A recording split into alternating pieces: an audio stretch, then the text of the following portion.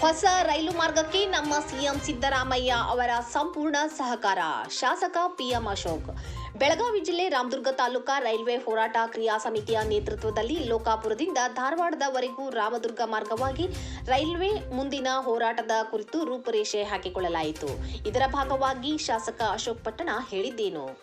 ಲೋಕಾಪುರದಿಂದ ಧಾರವಾಡಕ್ಕೆ ನೂತನ ರೈಲು ಮಾರ್ಗದ ಕುರಿತು ಪ್ರತಿಕ್ರಿಯಿಸಿದ ಅವರು, ಈಗಾಗಲೇ ರಾಜ್ಯ ರೈಲ್ವೆ ಸಚಿವ ವಿ ಸೋಮಣ್ಣ ಅವರಿಗೆ ರೈಲು ಹೋರಾಟ ಸಮಿತಿಯವರು ಹಾಗೂ ನಾನು ಕೂಡ ಭೇಟಿಯಾಗಿ ಮನವಿ ಕೊಟ್ಟಿದ್ದೇವೆ. ಬಜೆಟ್ ನೋಡಿಕೊಂಡು ಈ ಯೋಜನೆ ಕೈಗೆತ್ತಿಕೊಳ್ಳುತ್ತೇವೆ. ಸಚಿವ ಸೋಮಣ್ಣ ಅವರು ಆಶ್ವಾಸನೆ ಕೊಟ್ಟಿದ್ದಾರೆ.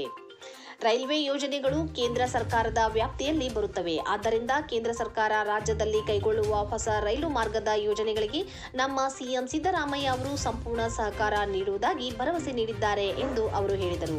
ವರದಿ ಅಫ್ತಾಬ್ ಸರ್ಮುಲ್ಲಾ, ರಾಮದುರ್ಗ.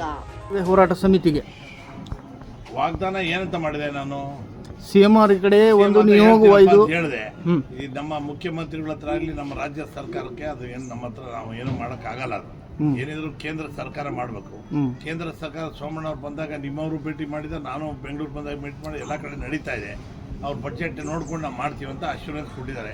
ಯಾವ ಮಾಡ್ತಾರೆ ನಮ್ಗೆ ಗೊತ್ತಿಲ್ಲ. ಅದು ಕೇಂದ್ರ ಸರ್ಕಾರ ಸಂಬಂಧಪಟ್ಟಿದ್ದು. ಈಗಾಗಲೇ ಪ್ರಾಮಾಣಿಕ ಹೋರಾಟ ಮಾಡ್ತಾ ಇದ್ದೀವಿ.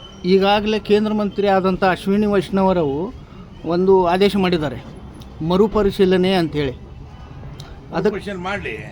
ನಮ್ಮ ಸರ್ಕಾರದ ಏನು ನಮಗೆ ನಮ್ಮ ಪಾರ್ಟ್ ಆಫ್ ದಿ ಹೆಲ್ಪ್ ಬೇಕೋ ನಾವು ಅದನ್ನು ಮಾಡೋಕ್ಕೆ ರೆಡಿ ಇದ್ದೀವಿ.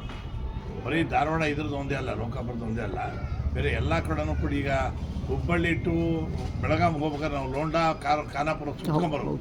ಅದು ಕೂಡ ಡೈರೆಕ್ಟಾಗಿ ಮಾಡಿ ಅಂತ ಹೇಳಿದ್ದೀವಿ. ಅದು ಕೂಡ ಒಂದು ಪೆಂಡಿಂಗ್ ಇದೆ, ಅದನ್ನು ಮಾಡ್ತೀವಿ ಅಂತ ಹೇಳಿದ್ದಾರೆ.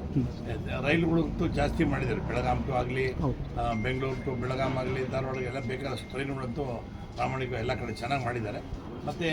ಮತ್ತು ಹೊಸ ಲೈನ್ಗಳು ಏನೇನು ನಮ್ಮ ಸರ್ಕಾರದ ಮಾಡ್ತೀವೋ ಸಹಾಯ ಮಾಡೋಕ್ಕೆ ನಮ್ಮ ಸಿ ಎಂ ಮಾತಾಡಿದರೆ ಅದು ಒಪ್ಕೊಂಡಿದ್ದಾರೆ.